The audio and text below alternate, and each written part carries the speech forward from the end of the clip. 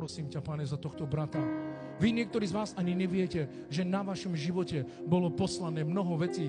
A ja vám niečo poviem. Do zajtraška niektorí z vás by ste nežili. Hovorím vám pravdu, to, čo mi Boh ukazuje a ukázal mnohokrát. Mnohokrát som chytil diabla pod krk a bil som sa za vás. A pritom niektorí z vás, ktorí tu sedíte, ste mi píchali nož do chrbta, ja som sa za teba bil s diablami.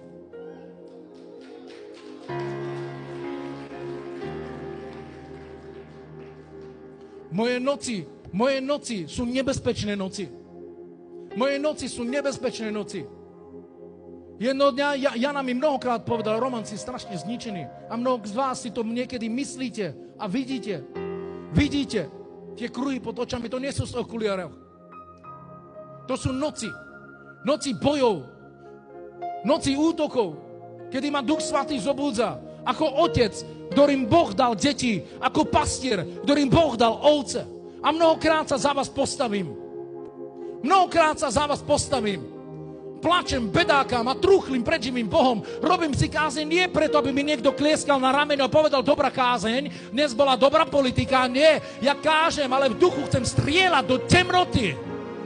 Chcem, aby kresťania, ktorí sedia v stoličkách, aby skutočne rastli. Aby tu nesedeli nejakí ľudia, ktorí nemajú poznanie. Lebo ľudia, ktorí majú poznanie, nehynú, ale ľudia, ktorí majú poznanie, oni budú žiť.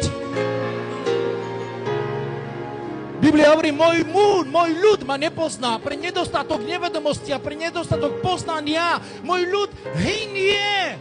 Dosť bolo šaškovania. Dosť bolo niektorých vecí, ako niektorí ľudia vystrajajú. Je čas, aby ľudia boli dobre naučení Božím slovom, aby poznali tie taktiky, ktoré diabol prináša. Na čo sme tu?